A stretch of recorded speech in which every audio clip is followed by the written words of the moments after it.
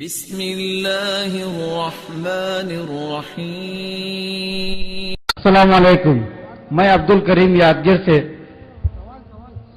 سوال یہ کرتا ہوں، قرآن اور حدیث رہنے کے باوجود بھی ہم لوگ فرقوں میں کیوں بدل رہے ہیں؟ فرقوں میں کیوں بھٹک رہے ہیں؟ بھائی صاحب نے سوال کیا کہ جب ہمارے پاس قرآن اور حدیث ہے تو فرقوں میں کیوں بٹے ہیں؟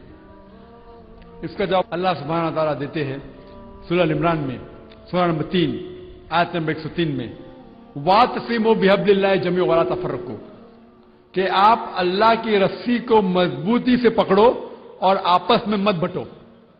اللہ کی رسی کیا ہے؟ اللہ کی رسی ہے قرآن اور صحیح حدیث۔ اللہ تعالیٰ فرماتے ہیں کہ قرآن اور صحیح حدیث کو مضبوطی سے پکڑو اور آپس میں مت بٹو۔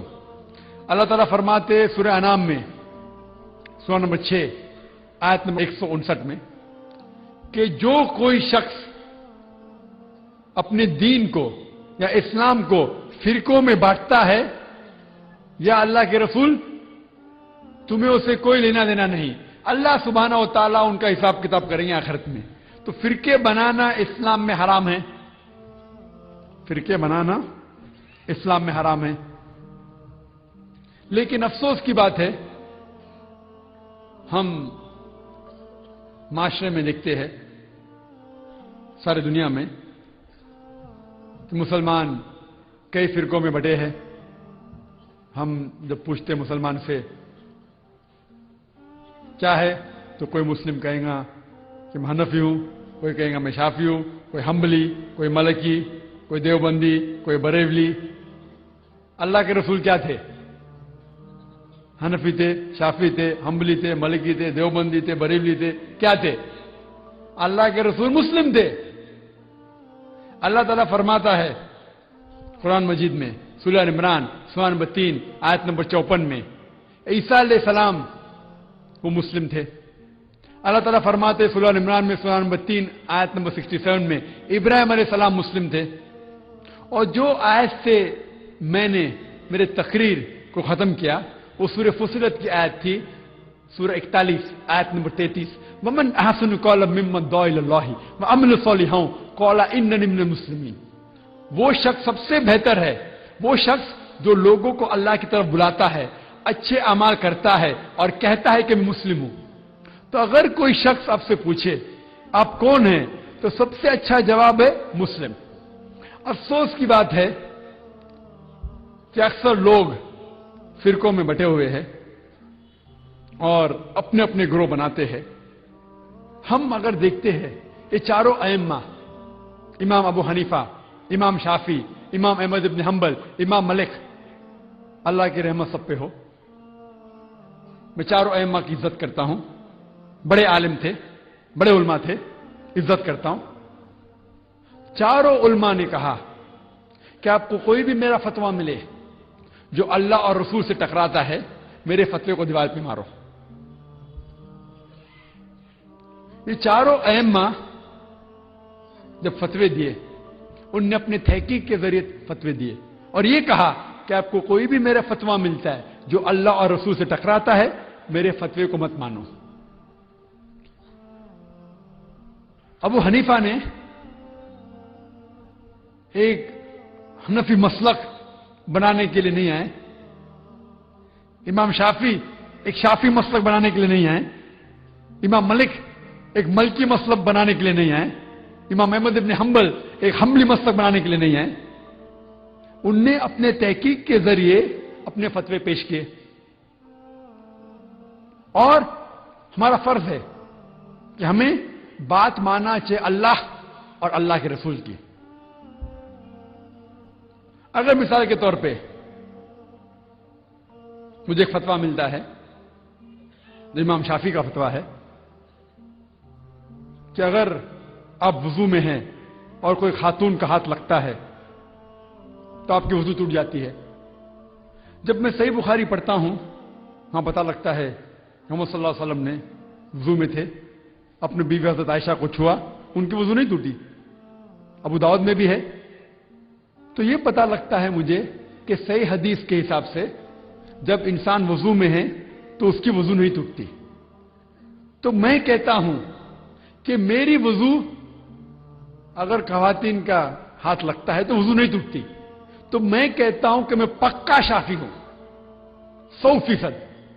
باقی لوگ کچے شافی ہے, 80% شافی ہے, کیونکہ امام شافی نے کہا تھا آپ کو کوئی بھی میرا فتویٰ ملے جو اللہ اور رسول سے ٹکراتا ہے میرے فتوے کو دیوار پہ مارو. تو میں نے اس امام شافی کے فتوے کو دیوار پہ مارا تو پکا شافی ہوا کہ نہیں؟ میری وضو نہیں ٹوٹتی, اسی لیے میں پکا شافی ہوں. جو عام لوگ اپنے آپ کو شافی کہتے ہیں وہ کچے ہیں 80% یا 70%. میں اپنے آپ کو پکا شافی کہتا ہوں. ابو حنیفہ نے کہا کہ نماز کے وقت سورہ فاتحہ کے آخر میں آمین زور کے بولنے کی ضرورت نہیں ہے. صحیح بخاری کی کئی حدیث ہے کہ آمین زور کا بولیے. کئی حدیث ہے آپ کا آمین اگر فرشتے کے آمین سے ملیں گا تو آپ کے گناہ معاف ہوں گی.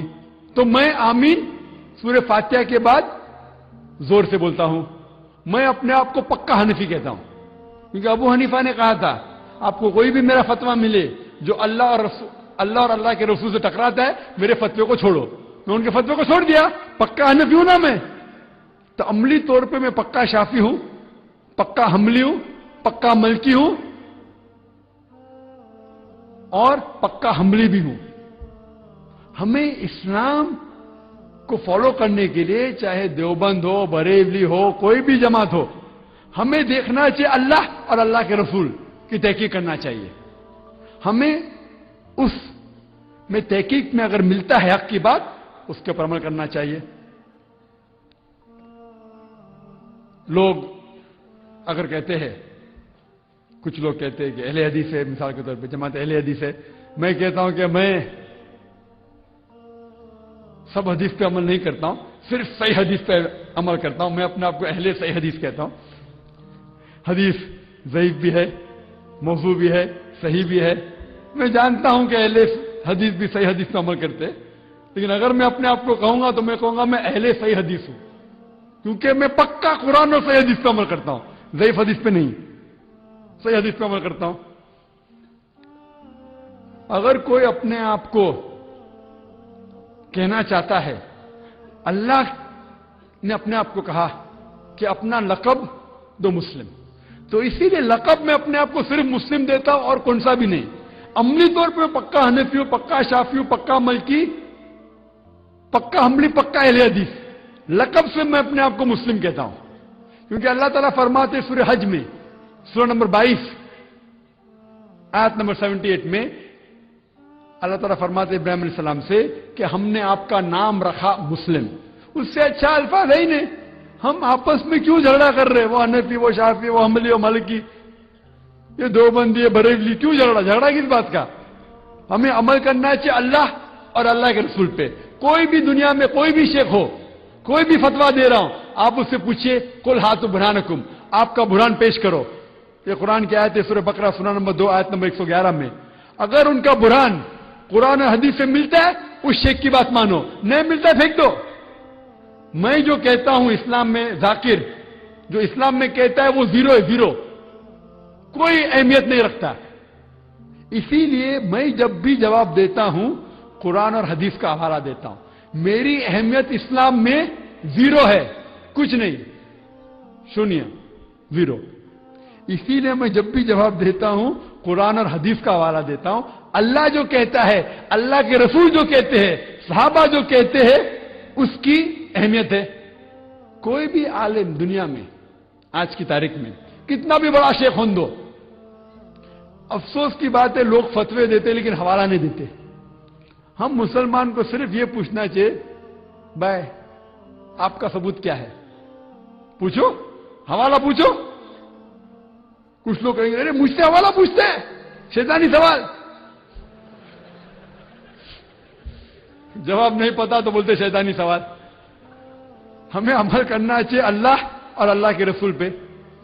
کچھ لوگ مجھ سے کہتے ہیں کہ صحیح حدیث ہے ترمذی کی کہ اللہ کے رسول نے کہا کہ 73 فرقے ہوئیں گے.